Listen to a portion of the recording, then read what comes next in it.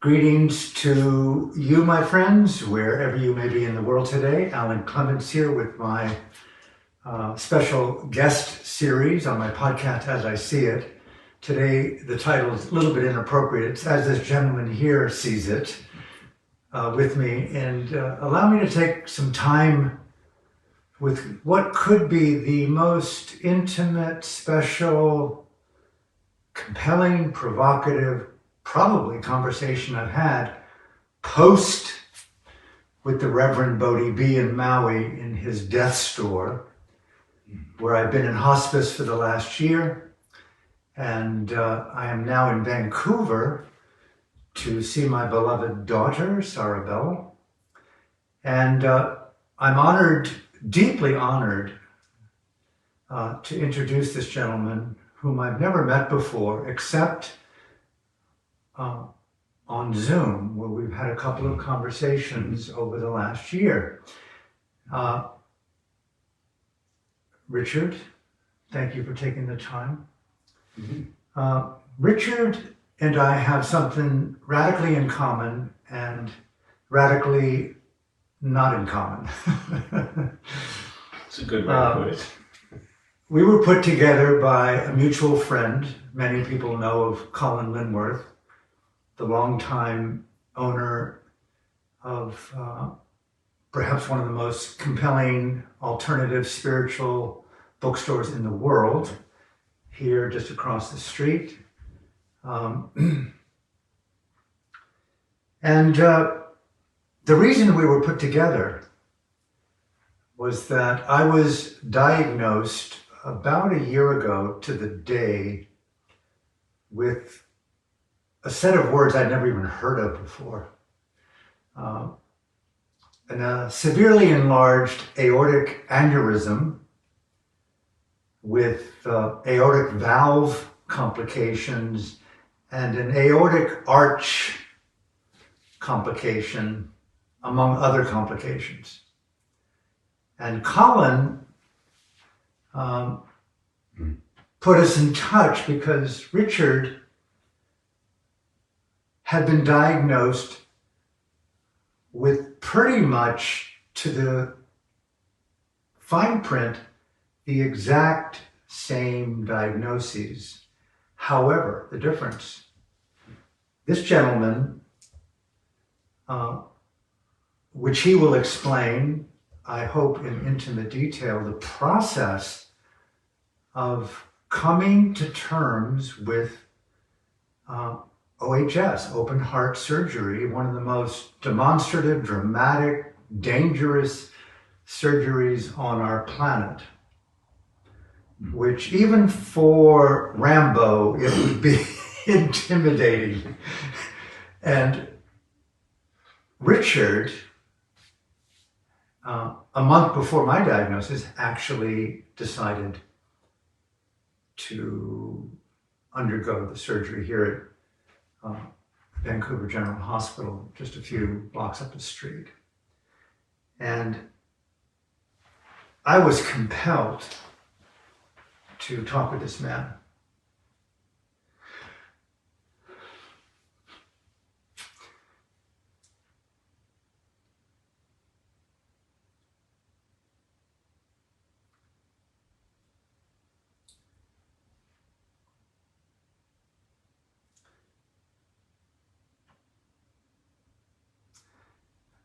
Because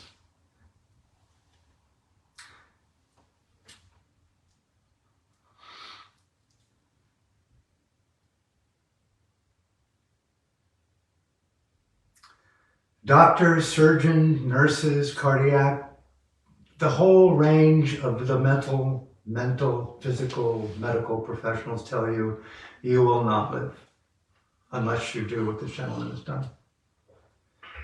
And even so, high risk. And many of you who've been close to me throughout my life, especially the last year,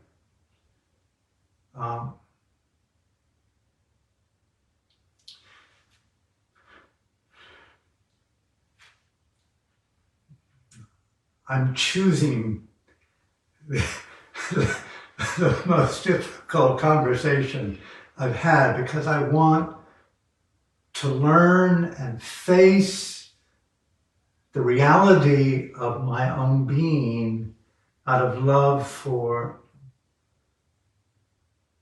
conscience, dignity, truth, honesty, and especially those few people, you know who you are, who have been there tirelessly, hour by hour for decades, but this last year. And I want to know more fully the difference between honesty, truthfulness, self-love, and self-compassion, and giving back and denial and fear. And I could go on and on and on, but it's not about me here alone. And so I'd like to engage intimately and calmly, not just for those who are watching or who will watch, but it's been my experience, and I think Richard would say the same. There are thousands of people, tens of thousands of people worldwide, where the information on this diagnosis, the surgery, the recovery, the complications just are not discussed. And we all know what the pandemic has brought to all of us, whether you've been vaccinated, whether you don't want to be vaccinated, whether you lie about being vaccinated or unvaccinated. The schism in the psyche of almost every human being on the planet over something so simple. And yet this is the human heart. And it deals with the most precious issue, which is life and mortality. And as my beloved Reverend Bodhi B said in our forthcoming book, Facing Death, you know, he's seen no greater spiritual teaching than we're all going to die. It's so obvious, but none of us know when. And at the same time, you're told with this condition that you have a ticking bomb on a short fuse in your chest. You have a radiator hose ready to burst any second. You're told by these incredibly competent people. In my case, the chairman of the UCLA Cardiac Surgery Department at UCLA, I mean, dozens of professional surgeons with him. And they're tense in the office. Like, you know, save your life. And I wish it were so easy. And so with that said, thank you for watching today. Thank you for feeling. Thank you for coming along on this journey. And thank you, Richard, for your courage and your presence today. And allow me to ask, and of course, go where you wish to go. Sure. How did you discover that you had an aortic aneurysm?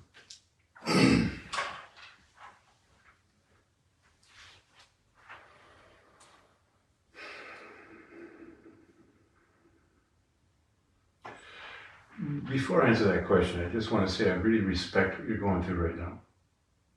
It's you're up against something that, as I mentioned to you just when you came in the door, that brings tears to my heart still, you know, and it makes me feel that terror, frankly. I don't call it fear, I call it terror. Let's go back. I'm just for those, some of you folks out there may know me, I don't even know who's on the other end of the camera. I've been a very athletic person my whole life, and I ran some marathons in the 90s, did all kinds of sports, yoga, everything. And in 2019, I'd been running 30 miles a week. I stopped running on roads because, you know, my knees were getting a little bit older. And I was actually at the gym running on a treadmill, like I always do. This was in Thunder Bay, Ontario at Christmas, and I couldn't do it. So I just said, oh, I've just got the flu. You know, I wasn't too worried about it. And I came back to Vancouver, and I was at the gym again, running on a treadmill, and I blacked out. I managed to catch myself. I didn't fall, so I just stopped. And I thought, wow, This is odd. I've got a bad flu. I had no, this is before COVID, so I had no concept of COVID at that point. And so I went to a play. I was going to a play that night, and my sister, one of my sisters, was there, and she's a cardiac nurse, retired cardiac nurse. And I walked up the stairs to her seat, and I could barely walk up the stairs. And it was just, and she looked at me and says, "You're going to your doctor on Monday." This is on a Saturday. So on the Monday, my doctor, who hadn't dealt with this kind of stuff before, it's a new doctor, actually my family doc had retired, and she sent me down to do an ECG within the clinic. And I came back upstairs, she goes, "You're going to emergency." And the reason why I gave you that backdrop on this story is because I've always considered myself to be vital, virile, invincible, strong, all that stuff. And I started to get scared. And so I went to the emergency, and on the way over, I phoned my nephew. I happened to have the good fortune of having a nephew who was the captain of my team in this whole process, who's a general surgeon. And so I asked him on the way, I phoned him on the car phone, and he happened to be available. So he says, "Look," and he went down a checklist. He says, "First thing is probably nothing, could be." And then he gave me 3 other things that it could be. And I can't even remember what they are at this point. And then as I was parking the car, I says, "Look, Court," his name is Court. I says, "Court, I'm here." And he says, "One more thing, Uncle Rick." And I says, "What's that?" He says, "If you die, can I have your golf clubs?" and it's I had to tell you that part of the story because there's a thread to this that allowed me to go through this process. And that's, humor is so important to me in dealing with anger and fear and all those unsavory things I don't like. Beautiful. So anyway, I told him to, take a flying leap. And I went into the emergency, and the doctor came out and says, "Look, your heart's in great shape. Your arteries all good, everything's fine. But you have a problem." And I said, "So what's that?" He says, "Well, you have an enlarged ascending aorta." And I says, "What does that mean?" And he says, "Well, you also have a bicuspid valve." They did an angiogram in it. And most people, only about 5 or 10% of us have a bicuspid valve. I'm not sure what you have. I have a tricuspid. You got the tricuspid. And he said, "Okay, so we're going to have to do some more tests, but we need to be careful. Have you been drinking a lot?" And I says, "Well, no, I've never, I'm not. Yes, I have wine and beer, but I don't drink a lot." And so he says, "Good, don't drink at all." And so that was January of 2019. And so without going through the whole thing, and then it took them until September of 2019. So then COVID started. And I got so fortunate, everything in my business world just stopped. I cashed in all of the things that I was doing on a real estate basis, just so I could clear the path and have nothing to focus on but my health. And then they started to do tests in September. And then in December 6th of that year, 2019, I went in to see my cardiologist at 7:30, and my wife Eva is with me on all of these visits. The cardiologist looked at me and he said, and I was meeting a surgeon, the potential surgeon, that afternoon at 3:30. I'd never met him before. And the cardiologist said to me, "If he offers you surgery this afternoon, take it." And so now I'm just terrified. I'm like, what the heck is going on here? I've never had major problems in my life ever. Physically problems. Yes, I'm a nutcase sometimes, but not my body. So I spent the rest of that day in preparation to go see the surgeon, walking in the forest in the endowment lands. And I phoned a couple of close people to me, and I was crying. I was terrified. I didn't know what was going on. You're kidding me. And the surgeon, when I looked up his name, he didn't even have his picture on the roster. So I thought, oh, they're giving me a rookie, for God's sake. Of course, I'm afraid. So I'm looking at all the negatives. And so I went in, and when I met the surgeon, he said to me right away, because his nurse told him I had that concern. And he said, "Don't worry about it. I'm not a resident. I've I've done a lot of work. I got a fellowship. I was down at Mayo Clinic, so I just calmed down. And at that time, he told me, they explained to me what the surgery was going to be. And then as we left, like he had been doing surgery when I was with my cardiologist in the morning. He was doing surgery right up until he came to see me. He was doing surgery, like a 7-hour surgery. And so I left, and then as we were leaving the parking lot, he phoned me because he had called his senior folks. He was a junior on the team, I guess. I don't know how do you say it. They collaborate. And one of the greatest benefits and gifts for me is that I live in Vancouver, BC. It's probably the best place in the world to have a heart problem. It's one of the best, if not the best. They have just absolutely tremendously talented people. And the person that told him, don't do surgery on this guy, because I was 64 years old at the time. And he said, this guy is healthy. I don't want to do that to him at this stage. Just wait 6 months and see what happens with the aneurysm, right? And so then my wife and I were on June 30th of 2020. We did some more tests. We did another CT scan. We were in Banff, Alberta, on our way to Ontario, because my wife is from Ontario. And Dr. Steve Kim,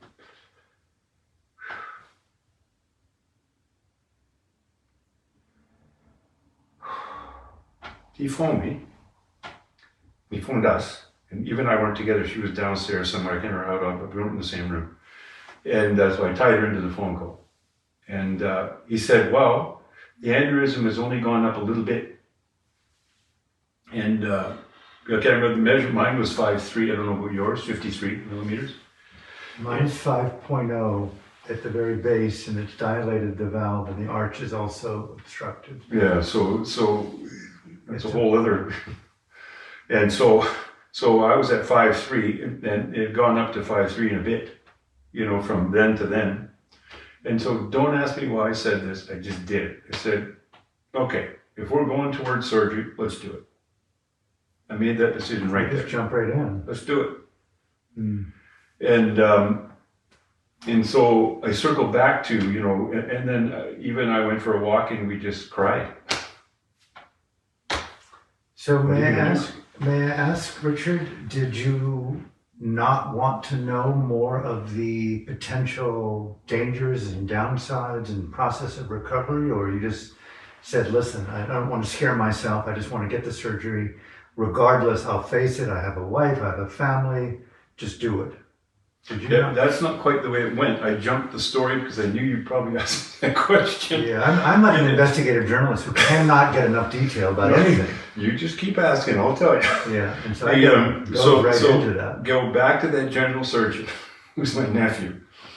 He described to me, and I've got a dear friend who's also a retired doctor, and he introduced me to another physician who had his valve replaced, and he just had the valve replacement and a piece of the ascending the aortic, ascending aortic, and he just told me, what the process was and what happened. And he says his first thing to me, again on Zoom, was he just said, "I feel bad for you because you have to go through this."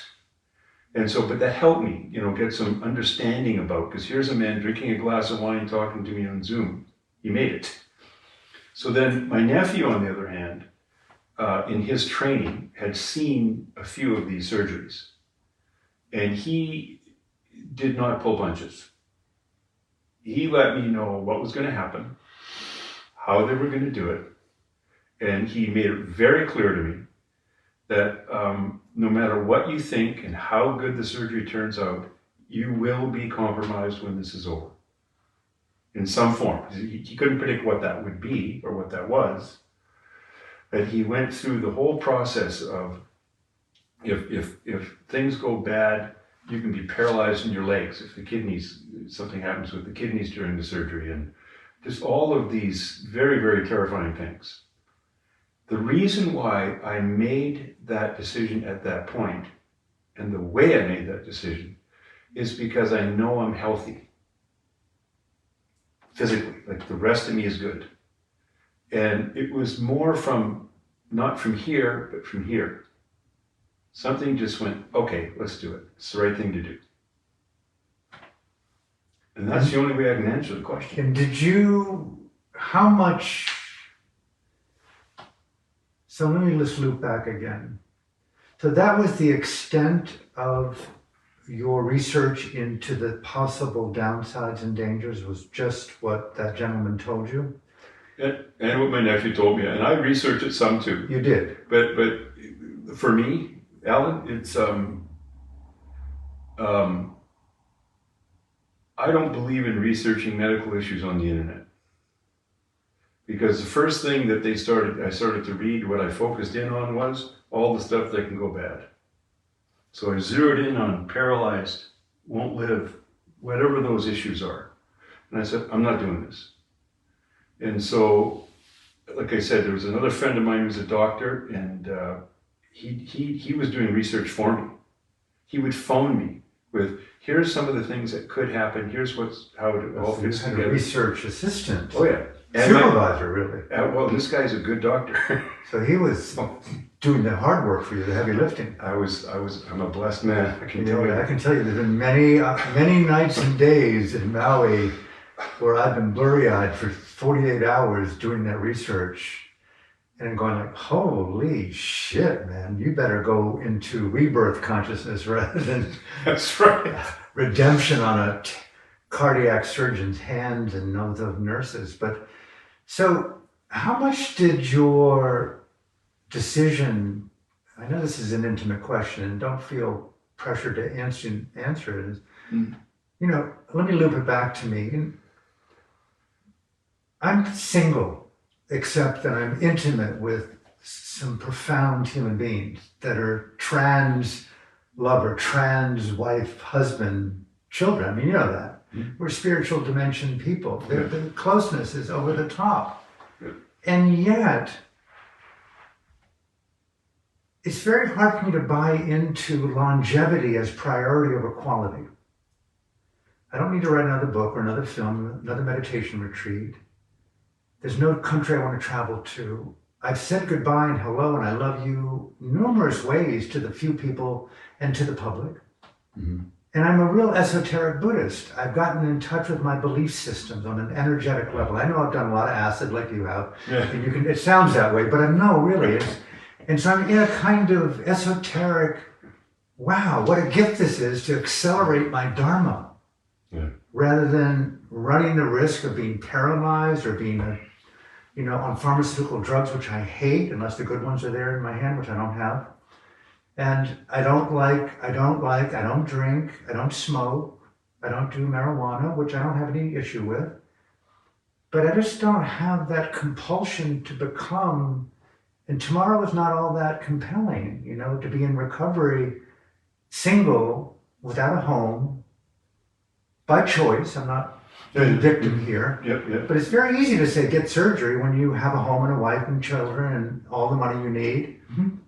But it's not my case. And plus I've got this other side of me that goes, wow, surgery, you've got to compete with Alan's dharma, which is conscious navigation of rebirthing. Yeah.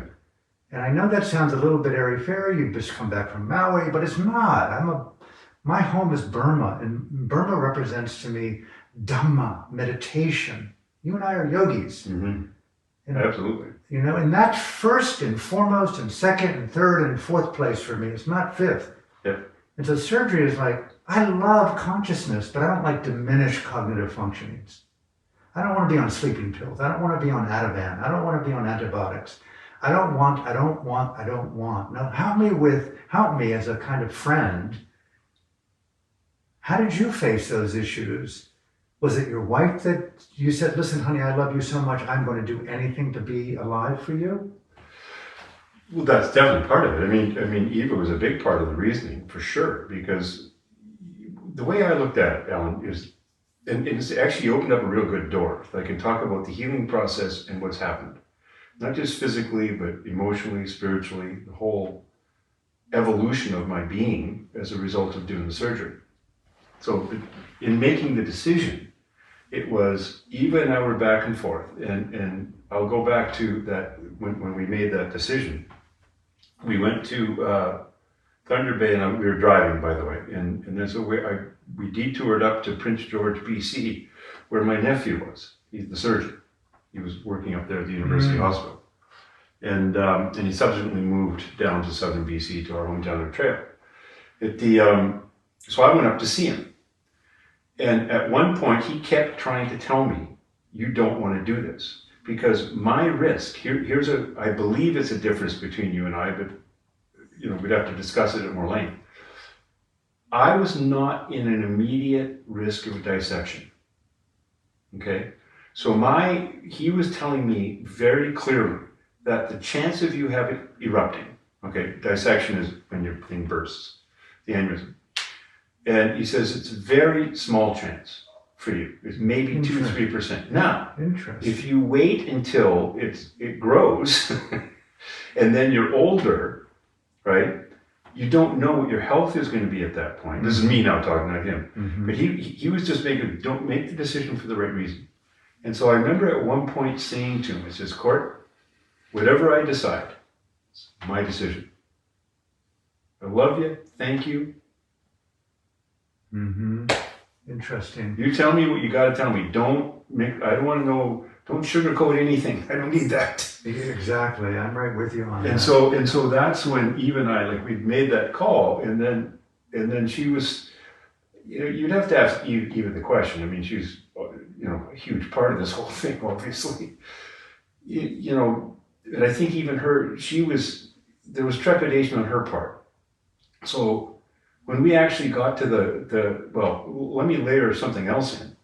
At that point, I thought, I didn't have to have my valve replaced. It was still working quite nicely, actually.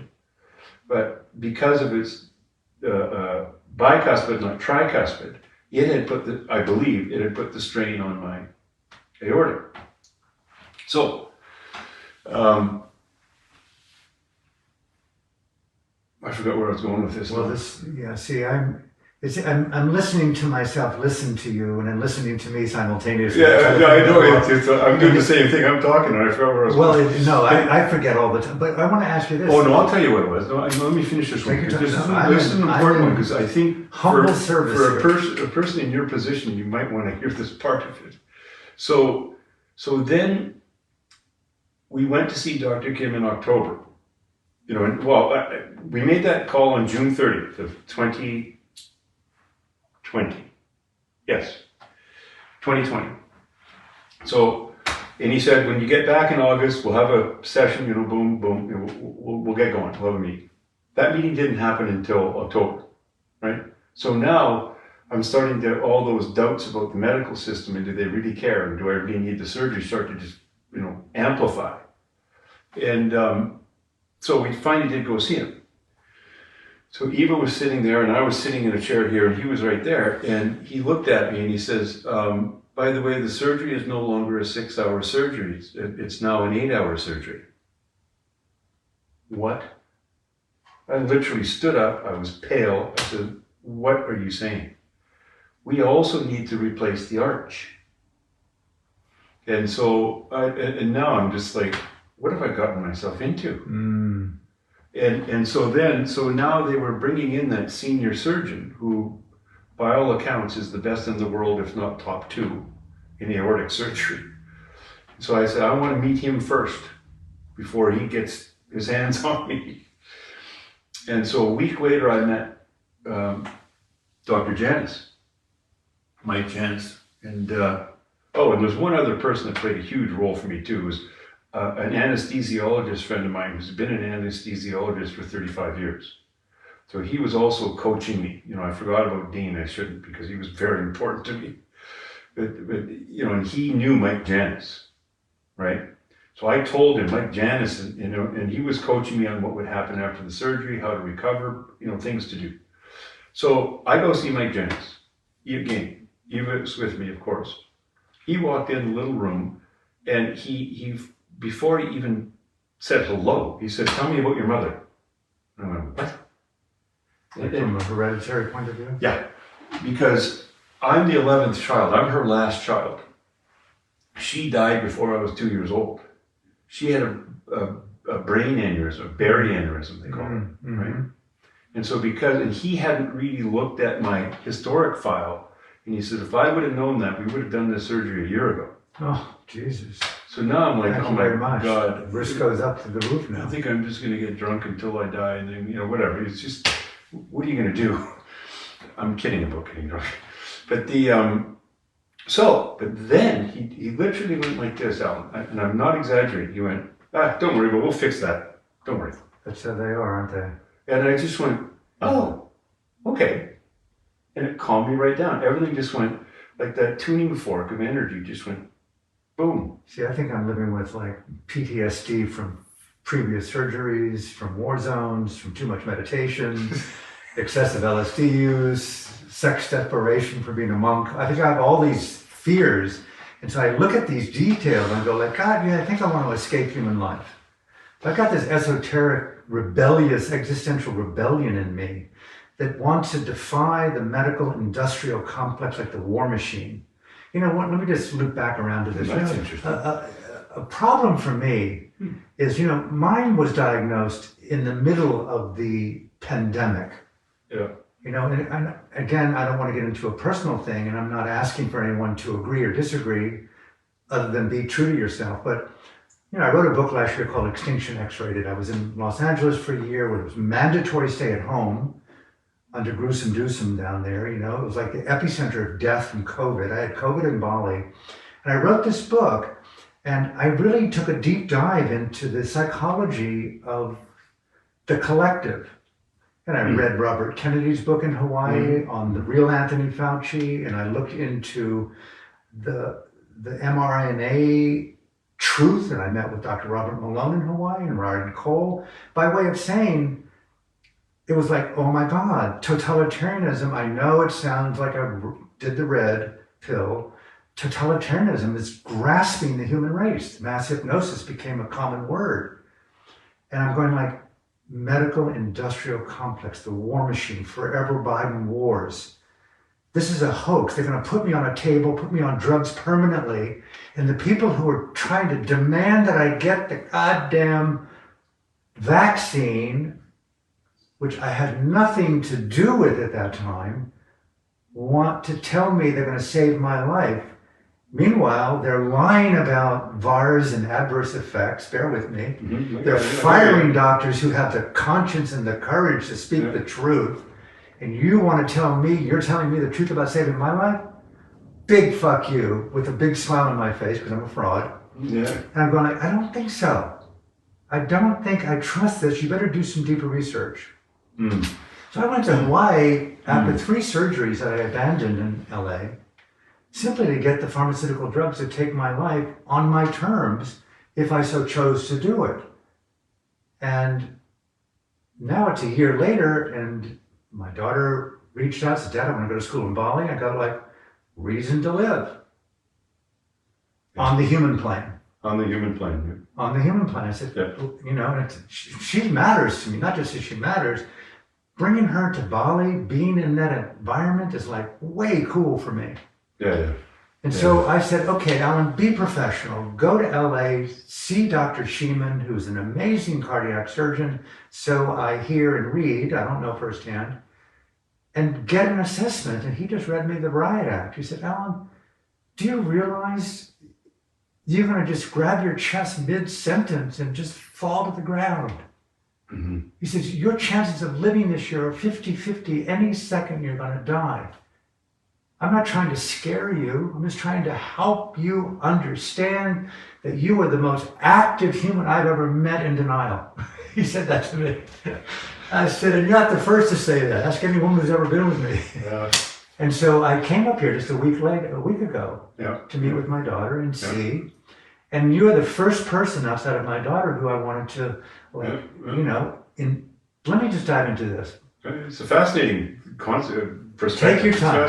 This is fascinating. From surgery to the first 3 months post-surgery. Hell.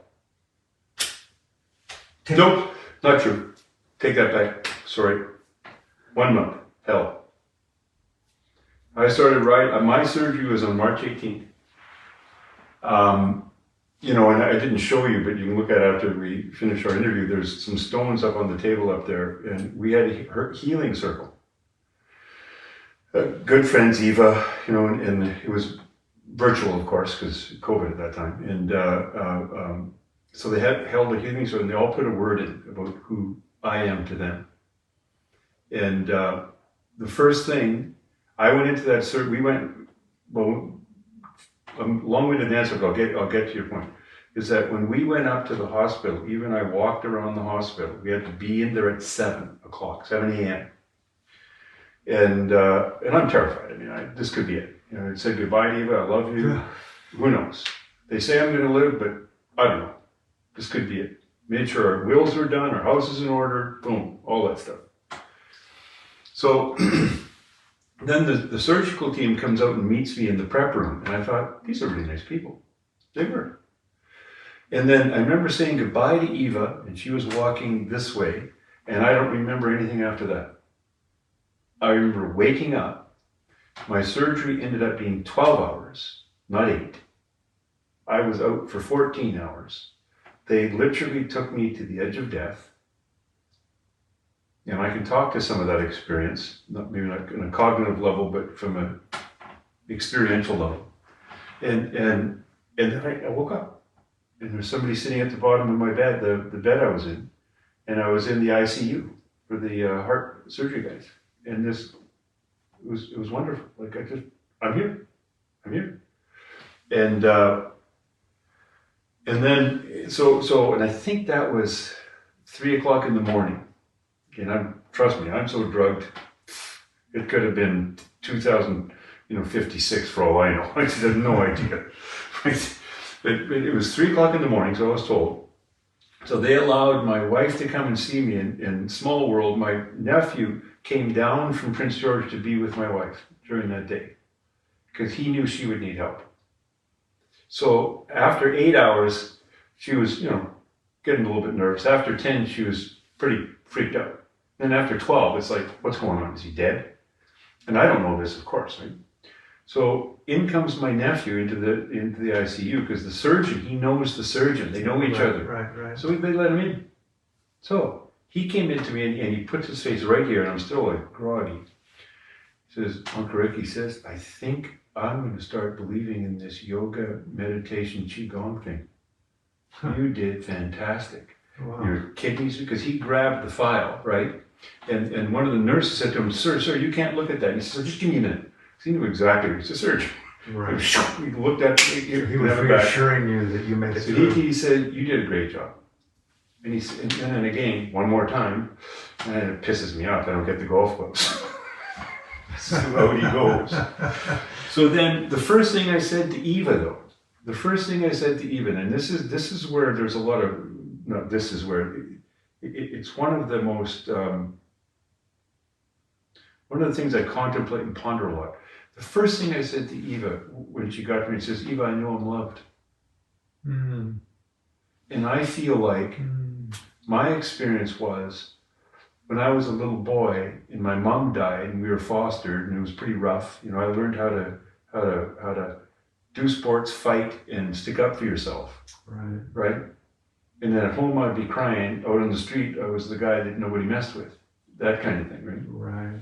Interesting. So here I get a second chance at life, knowing that I'm coming from a foundation of people caring about me. Oh, beautiful. And so then what happened was, this is the recovery piece, because this is very important to understand for anybody thinking about this surgery, is that, so then one day later, this is on Friday, so my surgery on a Thursday, 3 o'clock Friday morning, 9 o'clock Friday morning, Saturday I'm up on the 10th floor out of ICU, right? And they tried to give me sleeping pills and drugs to make me sleep, and they just made me paranoid, and I didn't sleep for pretty much for 3 weeks. I mean, little cat naps, but I never slept for 3 weeks after the surgery. Tuesday, I'm back in my house. Thursday's surgery, Tuesday I'm back in my house. So, 5 days. Yeah. And poor Eva, you know, they said, well, we're going to sit, and they showed me how to walk up and down the stairs. And when they showed me the technique for walking up the stairs sideways, you sort of slowly hang on, go sideways, and always have somebody help you. Then you can go home, you're good. I said, oh, I can do that. But I couldn't walk very well. And one of the most profound experiences post-surgery, like in the first 3 days, 2 of them, was standing up and just doing a little bit of qigong movement, just to say to my body, I'm still here, and just small. I couldn't do the whole thing. And my first bowel movement on Saturday. Success. I was celebrating. Yes, I could do it. Little things in life, huh? Oh, must have been a big one though. Oh, it was brilliant. See, because I had another brother, you know, like part of my preamble story was, you know, when I found out I was going to have the surgery, before I met the surgeon, he told me it was a longer surgery. I had gone over, there's 7 brothers in my family, so I'd gone over to Victoria to play golf with 2 of my brothers, because, you know, again, I don't know what's going to happen. So, and lo and behold, that brother, who's 14 months older than me, he had to have emergency open heart surgery in December of 2020. Different issue than our issue. Right. But he got fixed.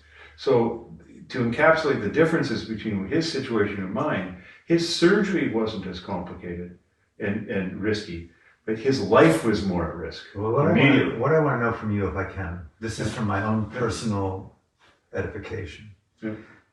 When asked about your recovery, I said the first 3 months, you said one word. H-E-L-L. Then you reduced it to 1 month of hell. Yeah. What I would like you to do, if you don't mind, I want to face hell so that I'm not afraid of that. So that whatever decision I make, I have seen in the heart and mind and the eyes of the worst possible circumstances in your experience of what you called hell. Please, if you would, tell me about what hell looks like and feels like for that month, if it's not too traumatic to talk about. And if it is, I fully respect it. No, it's important. How can I say this? Well, you know, just from a hygiene point of view and from a life point, you know, my wife had to help me shower. I couldn't even pick up a dish, you know. When the first time I was able to pick up a dish and walk it into the kitchen so I could put it in the sink to be washed, victory. That took about 10 days just to pick up a dish and go in there. I wouldn't let me do that. It might have been more than that. You'd have to ask Eva. But what happened was, I got home on Tuesday, so I believe it was the Thursday afterwards. Again, I'm still pretty drugged up, and they had me medicated pretty heavily. Like, I came out of there 218 pounds. Okay, my legs were like this because the surgery, right? Oh wow, you really bloated. Yeah, I got bloated. So my heart was water retention in the body. Yeah, yes, and my heart was swollen. Of course, right? They did some pretty dramatic things there, and so what happened was we were upstairs, way upstairs, the 3rd floor, and watching a show, and I excuse me, I just coughed. I coughed like that. So I, for some reason, I stood up, boom, fell flat in my face. Just missed the table where the TV is. And I just got up on my hands and knees, and Eva's just, you know, she's, what? She's terrified. And I just said, I think we better go to emergency. And so they took me to emergency. And of course, I'm in right away. And then I won't get into that story part of it, although it is relevant, because based on what you said, it's a bit relevant. So the doctors came and looked at me, the emergency doc, and he says, you've got a swollen heart. You've got a lot of fluid. We might have to drain it. So in comes a surgeon, who I didn't know. And I could tell he was a surgeon. He was walking around with his jacket at 3 a.m. with, you know, like, pretty cool, casual kind of guy. Right. And I said, and he comes in and he says, well, we're going to have to drain this. So they put a huge printed needles, like, I don't know, whatever, monstrous horse needle or something. And they put it in and they drain it. And I looked at him and he says, do you understand that Dr. Kim, it was the next week, Dr. Kim let me go home last Tuesday knowing that I had that fluid around my heart? And he went, really? So they didn't even check what had happened in the surgery. They were just going by what they saw at that point. Got it. So if I wouldn't have said that to them, they would have messed up. I don't know how dangerous that is, so I don't want to get you afraid about that. So then he came back in 15 minutes later, don't worry about it, Mr. Babcock, see you later, but we're not doing it. So then... Does not instill confidence, I can tell you that. No, I know. But there's ways to catch this stuff. So then I'm upstairs a week, 2 days later, get home Friday, it was Thursday, Friday. Saturday, I'm up here by myself, my bedroom's right above our head here. And again, I'm sitting on the bed, everything's, I got this big pillow, I should have brought it down to show you, a big heart pillow that my sister-in-law sent me. So I was sitting there, whenever I cough, I had to hold it, right? Because the pressure, you don't want to split the sutures. So you have sutures and stitches, they go right through the sternum, right? Yeah, right there. I have a scar here, 2 here, and one big one right there. So, and I started coughing again. Right? But I'm in my bed, I'm fine. So I put my feet on the side of the bed like this, boom, next thing you know, I wake up and there's blood everywhere. Bang my head, right there. You can see the scar. Oh my goodness. And so I just phoned Eva and says, I need help. She wasn't home. My neighbor was over here within 25 seconds. Because he knew, like, he's good neighbors. He was over here and boom, next thing you know, I'm back in emergency again, right? This is a successful open heart surgery. Yeah. Now, but here's the issue. The issue was that I was coughing. So the coughing was blacking me out. Okay. What would you supposed to be doing if you weren't coughing? Like nothing. Squelching? No, nothing. Farting? No. Coming out your ears? No. So what happened at the second emergency thing, and again, I won't get into all the details of it. The surgeon came in that morning. And they took blood from me, I don't know, 6 times that night because they were really careful watching. This is 12 days or 10 days after the surgery. And so I finally, I still feel to this day, feel bad about this. I told the lady coming in to take my blood to fuck off. I said, I'm not doing this anymore. I'm done. So something just, You've reached the limit. I'm done with you guys. And then I said, I'm sorry. I'll let her take the blood. I'm sorry, I shouldn't blame you. So in comes my surgeon. And Dr. King says, Mr. Babcock, what are you doing in here? You're doing great. I says, well, I'm coughing. He says, well, I'll tell you what, I'll give you something for the cough. And I said, oh, really? So now somebody's going to use some common sense. So they overlook the heart inflammation, they overlook the coughing, the meds for the coughing. Meanwhile, you're being rushed to emergency with blood and fear in your family and yourself. Yeah. That's called catastrophic incompetence, in my humble estimation to your family and the surgeon. However, it's not as incompetent as I won't even use the word because we'll be canceled. Leave it at that. You know what I'm going to say. So please go on. So he gave me something to suppress the cough. Guess what? Morphine. No, not morphine. No. It was a little bit of something with a bit of codeine in it, but it suppressed the cough, right? I took it for 2 days. 2 days. What happened? Cough's gone. I started sleeping. So a month after the surgery, 6 weeks, 5 weeks, I was sitting right here. This is where I meditate in the morning, when we're sitting right here. Right. And trust me, it wasn't a gathered meditation, but at least I could sit. Because of the codeine. Yeah. No, and I stopped taking it, but it calmed my cough down. So Eva was coming down the stairs. She started tears. She started crying. She says, because I'm sitting and meditating. So you're back. You're here. Right. Okay, got it. And wow. so by May, I was riding my stationary bike in my office. And that's how many months down? That was 6 weeks later. 6 weeks. No, I wasn't going like hard workout stuff. I was just. But you're a trained athlete. You are Comfortable comfortable in your body. Yeah, I'm comfortable in my body. I wouldn't say I'm a trained athlete, but I'm comfortable in my body. Okay, so you really push yourself. You said, listen, I'm going to rise to the occasion, get physical again. Yeah. I got the surgery. I'm not going to stop now. Yeah. So you had really positive attitude. Yeah, I rode my bike for an hour this morning before you got here. Can I ask a personal question again? Yeah. What, if you recall, throughout the process, compelled you to want to keep alive Richard in the context of your family and your life? What were you telling yourself to fight? Why stay at it? Because I look back to myself. I was saying to my friend the other day, Janine, that, you know, for me to get surgery, bear with me here, for me to contemplate surgery is not easy because I need a home to recover. I need a principal intimate or two to be there with me in the process. I need a home location, not even just a home. Even an Airbnb, for God's sake, for 3 weeks in LA, then a home. And I'm going like, but really, what would motivate me is a love for living. Yeah. And I know it sounds, oh my God, he's so depressed. He needs to meet like the ultimate woman who just really is there for him. On and on and on. He needs to write a book that's really a bestseller. He needs to be acknowledged for who he is. All the, you know, great, bring it on.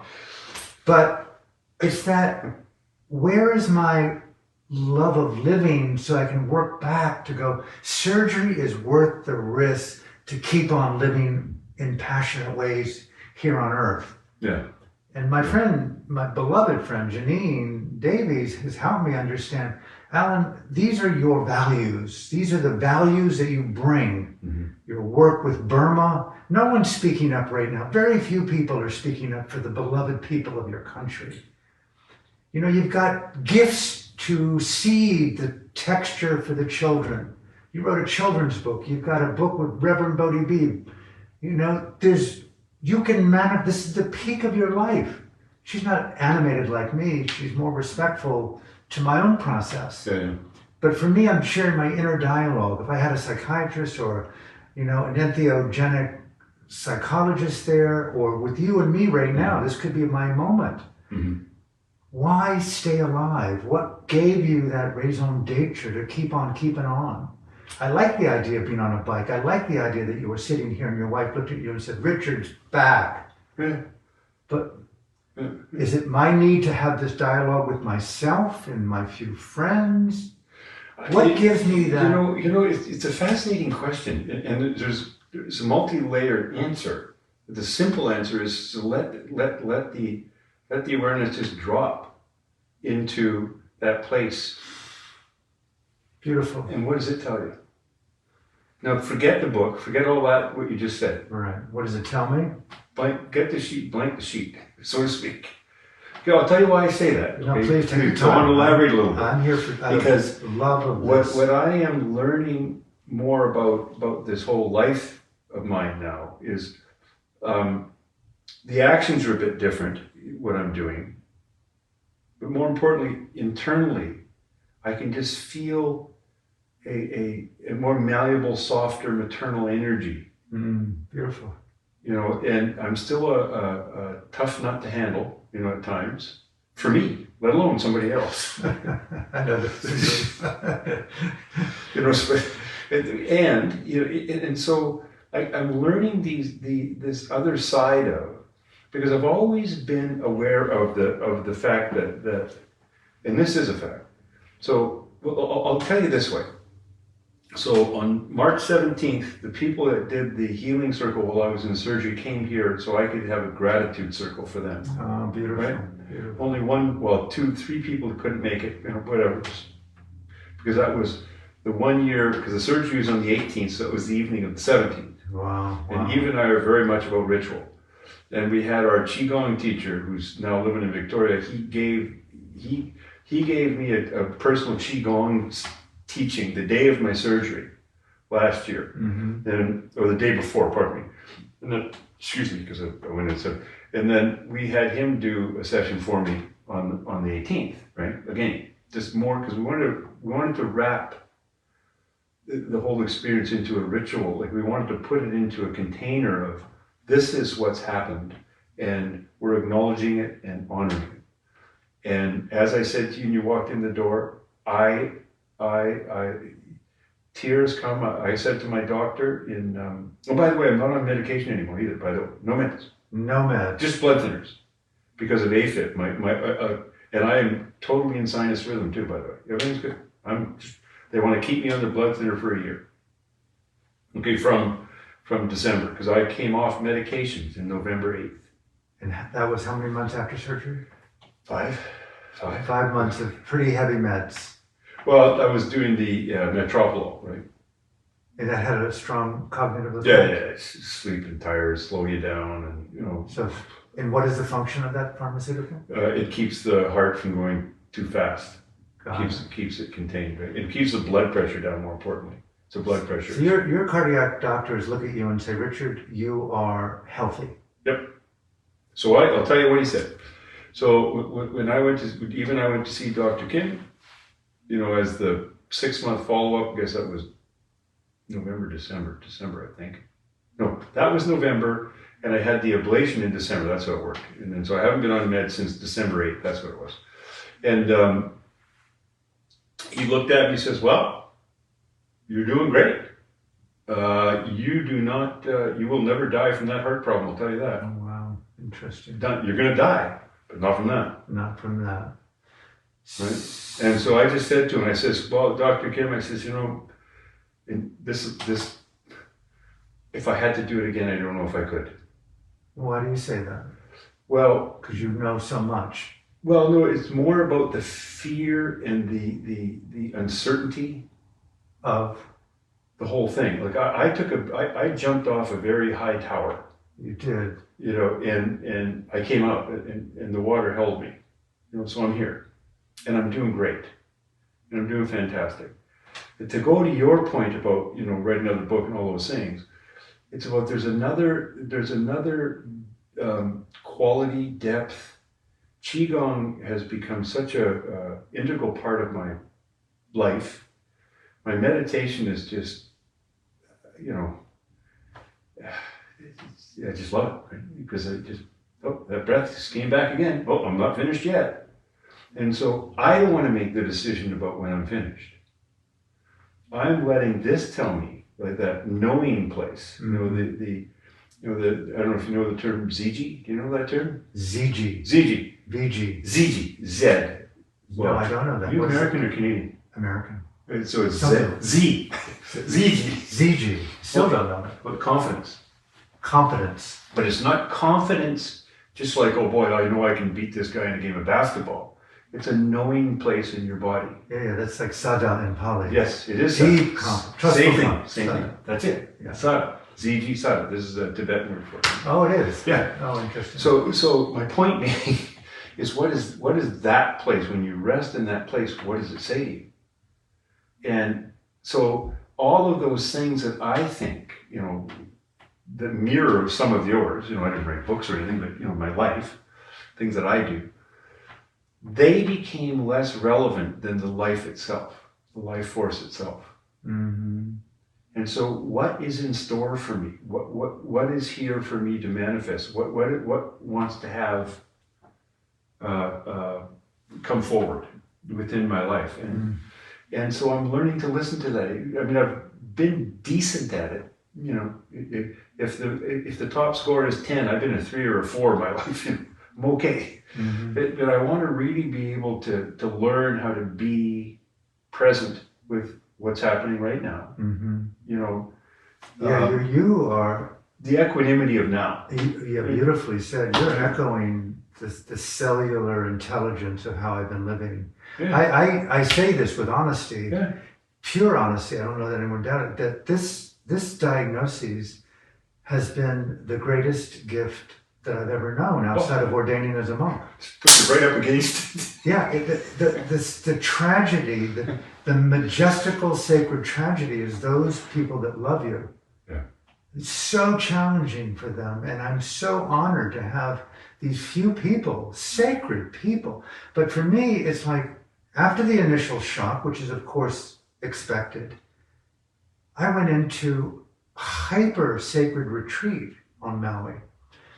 I was, I love my life as a monk. Yeah. This was better than anything that I had during those years. I love meditation like you, better than anything I ever achieved in intensive practice. Yeah. I've always dosed, but never low like this so that it really illuminates in a very beautiful, and I never really got into nature in the way that I did the last year. I found a very sacred place on Maui called Deer Park after the Buddha's first discourse. And He got me out of the wind and I walked barefoot, Richard, and I took my shirt off to get natural D3 and I meditated in the forest like I was a ancient bhikkhu. And I was like, cried with joy at communing with the doves and the monkeys and the butterflies and the hummingbirds and the sun. I never felt more awake in Dhamma. And I went to myself, why would I want to compromise this to live longer? Except to do this, but why would I want to challenge this level of clarity with, and I thought of you, like drugs, possibly heart attack, paralysis, cognitive dysfunction. Alan, go for the most awakened state humanly possible. And I'm telling myself this more and more every hour of my own innocence. Yeah. That's why I want to go off right now to Bali in Malaysia, where a friend of mine runs a monastery, where I can just, like what you said so beautifully, Richard, just listening to that place in your being. Yeah. No amount of wealth and love can come close to the sacredness of that voice inside, right? Makes no sense. It's unbelievable. And That we everyone's even think there's crying something out else. through sex and money and greed and war. Can I hear that voice in me of the holy? So let me ask you a question then. Okay, I'm going to be the interviewer here for a moment. Yeah, take your time. I'm gifted by your presence. my friend. So when you say that, are you saying then that you were going to leave Vancouver and go to Bali and Malaysia? Yeah, any day. So I you're hope. not going to go say yes to the surgery or anything? Well, I made a decision to possibly schedule it because you can't get me in until Okay, take late June. Yeah. But I want to go into a period of hyper sacred creative retreat. And I did well on Maui, but I don't like driving. It's very costly. Yeah. It's ambient sound drives me crazy with my tinnitus. Yeah. Bali, I've known it because I went there as a monk in '84, and then I've lived there off and on, and I had friends there, and I have a retreat there. I want to get a very small, simple place, have a few sacred people nearby doing sacred things, and I want to listen to my own inner God. And I want to be able to create from that place a few little special things. I want my daughter to come if she's inspired. I want my friend Janine to come. There's a few other sacred men and women I'm inviting to come so that we can do yoga. We can commune in a more awakened state of Dhamma. And from that, listen and seed the tapestry for the children. I wrote this children's book so that maybe one child sometime in the future might be inspired by the Buddha's Four Noble Truths. I have no desire to make it, publicize it or anything like that. And so 1 month of sacred, intimate, creative Dhamma practice. And then if it says surgery, I fly right back to LA or go to Bangkok and do it. And if it says no, no. And if I die in the process, I'm dying in the highest radiance that I know. So I win by not getting surgery, I win by getting surgery, and I win if I die thinking about surgery. I've taken living and dying off the table. Right. Beautiful. But, and I'm open to what you have done. And I'm open to the gentleman, Richard Sheeman. I like him, the cardiac surgeon. There's some part of me, hey man, you've got value left as a human here. Which you do. Yeah, obviously you do. Look what you've done in this last year. Think about doing that for another year. Well, I go my mind goes, bear with me. How about if I do it and kind of defy the norm of surgery and go for, this is my last little thing that I keep very private. I'm a classic repressed, tortured Buddhist. I keep the tradition under the belt. I keep the incorrect Buddhism high on the stage. But the truth of it is I'm super religious. And I was deeply mystical. Yeah. Grandchild of a Syrian family that fled Syria. Yeah. So I've got deep mysticism. And what that means to me is we just did Easter. Yeah. It speaks so much to me. And the lifetimes and cognitive navigation and deva dimensions and deities, Alan, navigate your life future. And I'm just deva bent on being with the next Buddha, Maitreya. Yeah. And so I'm going like, make that journey real, don't compromise it. And so just keep refining your mind state. And so that's a little bit where I'm at with it all. And it's a little scary because, bless Dr. Sheeman, he made it unmistakably clear when I was with him after all these new tests from the echo, as you know, and the CTA. He said, Alan, you gambled for a year. You got the year, you didn't win though, because now you're in such a high percentile of dying. You know, they lay it right out. Yeah. They lay it right out on the table. You're there by choice. Listen carefully. Have the courage to listen and feel. Mm. And so here we are. And I don't have doubt about wanting to do the right thing. I know that I am beyond doubt right now. That if I die mid-sentence or you die mid-sentence, it's sacred. Yeah. There's no right or wrong in surgery or non-surgery. It's not about that. No, it's not.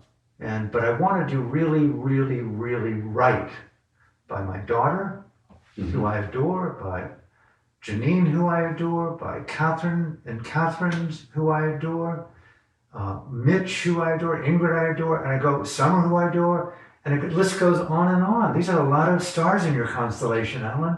Yeah. And then you've got your own creative heart like you've never known before. Hello? And Sheeman's looking at me and says, Alan, don't overthink it, dude. As you can... Funny, I was about to say the same thing. But it's my nature, and I had teachers who celebrated that. Yeah. And if I don't do that... There's a good, it's an asset and a liability, both. Yes, right? well said. It's not one or the other, right? I will say. So anyway, thank you for listening to that. Thank you for bearing witness to that. Thank you for your moral, esoteric, existential courage or inspiration. I would like to go on to a second part of this soon, if we could get into some little pixelations, maybe in another week or so. Well, this is a great conversation to have for me.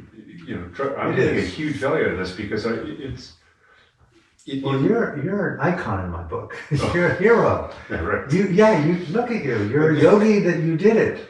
Well, here's one element of what you were saying that I'm again, it's a question couched in a comment, or a comment couched in a question, is the you keep using, like, I just get this strong hit of that very open energy, you know, the spirit energy, the mystic energy. I get a real strong hit with you, right? Just, and yet I keep hearing the language of I, right? And so when I think about your daughter, and I'm pretty sure I know what she would want you to do, but you know, that she probably want you to go ahead and get the surgery done so you can be around a bit longer. And the element of that, though, that regardless of, I shouldn't say regardless, I don't mean to disrespect your daughter, but what I'm trying to get out is, open the door to, there's something happening, there's a flow happening, right? There's an energy coming at you. Just go with it. And that's the thing that said to you, this gift of, you got a problem in your heart. Oh, so I can do all my things, right? Which I did. I approached them differently than you did. And then I did the surgery, and it's like, what a freedom. What a huge, and the door that is opened is a door that I've walked through it a few times in my life. I was also a monk for a few years back in the 70s when I was a kid. Wow. Interesting. Right? So I lived a monastic lifestyle. Interesting. And the hormones were kind of tough to handle at 19, 20 years old. Wow, yeah. That's a whole other story, but we'll leave that. But I learned to meditate. And I dropped it many times, dropped the ball many times in that time frame from 73 to, until I started my practice again, really 20 years ago. But I never lost that tune, that song. I don't even know how to describe it, that thing, that energy that was there guiding me saying, no, that's not right, do this. Not because my brain, where I could figure, I got a smart mind and a businessman and all that stuff. but because my heart told me it was the right thing to do. So what does your heart tell you to do? That's what You I'm know, trying to let's go one more layer in for me then. Because it's rare to have. You know, that was the timer, right? Yeah, Okay. perfect. Thank you. You know, one secret part of my own journey in this process that only a couple of people know is, you know, having come from a very intimate, meditative, esoteric Buddhist tradition, the Mahasi Sayadaw in Burma. Okay? Yeah. He had a very famous book that was put together, a compilation of case studies by his senior teachers in all the monasteries in Burma of meditators or yogis that came with terminal illnesses and that were cured through Dhamma practice. They were turned away in the medical community as unoperable, terminal. And I knew friends, one friend particularly had a terminal brain tumor. He cured it through intensive meditation, the effect of consciousness on biology. I have to say, in my heart, part of my desire to be in more intimate, sustained, meditative presence with myself is to give the Dhamma, I dare even use the word because it's not easy for me to use, the Dhamma cure, its radiant possibility. And it's not an easy area to discuss because all of my contemporaries have passed away, my teachers, and I have a few friends that engage it. I have a few books. Part of my desire to go to the monastery in Malaysia is my friend U Agachita. He was a monk for 44 years, he still is. He was the one who translated that book into English. And he's very familiar with the mind of yogis in transforming biological complexities. And I know it sounds a little bit like my Joe Dispenza inside, you know, but... No, I get it. It makes sense. You know, makes sense to me. There's even one case of the Buddha's chief disciple, Sariputta. His best friend, Moggallana, knew that he had an intestinal ailment, and through his psychic power, he had a layperson make certain food unbeknownst to him to give him this food that would quiet the pain. And he got it on the alms round, and Moggallana and Sariputta were talking before he ate it, and he, how did this come to be? And he said, through my abhinya, my psychic power, I made it. He said, no, we can't coerce lay people to have food. He poured it out, and through the pouring it out, Richard, he was cured permanently of his intestinal ailment. The integrity of that moral commitment, the influence of consciousness on biology. I've heard a few stories like that too. It's a miracle. It is a miracle. It is, in my mind, it's what I call a miracle. In our case, this is classic miracle. Can I throw one thing? Can I say something? One last sentence. Okay.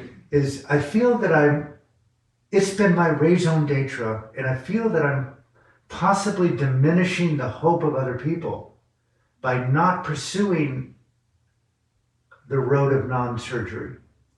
To give Dhamma a real, it's like my bodhisattvic spirit kicks in me. Yeah. I leave it at that.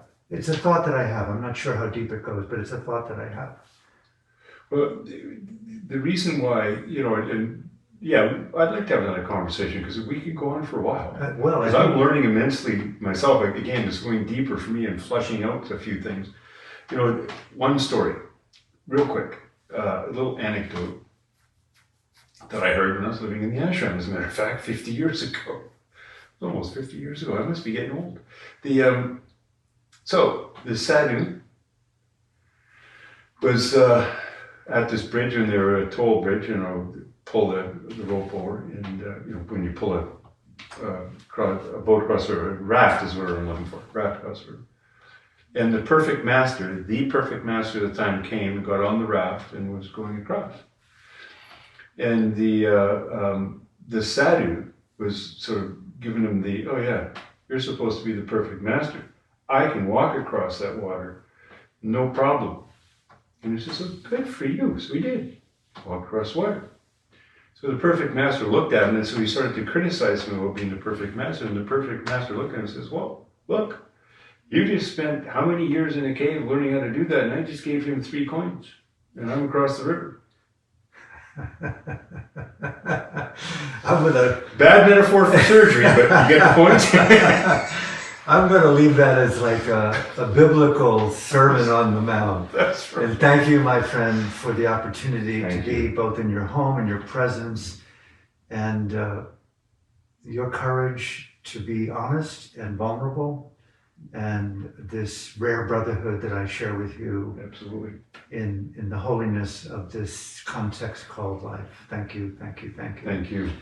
And I would like to continue this dialogue. Sure. And I would like to invite people who've been watching, if you know people who are dealing with aortic, severely enlarged aneurysms, valve arches, heart issues, open heart surgery, who terminal, in hospice, please share. It's not easy to have this information, and give them hope in their own way to follow their own intuitive truth. And I would like to close. I have this children's book that I wrote. It's a collaboration with a number of angels who've helped me. I'm blessed to say that His Holiness the 14th Dalai Lama wrote a beautiful foreword to the book. It's been dedicated to my daughter, Sarabella, and to the children of the world, to the unborn, the about to be born. It's on Amazon worldwide in pre-order, and I did a book with the Reverend Bodhi B, a remarkable human being, a Sufi and a Buddhist, talking about facing death and how to take it higher. It's going to soon be also for pre-order. And from my heart to yours, thank you for tuning in, and I hope to see you down the road.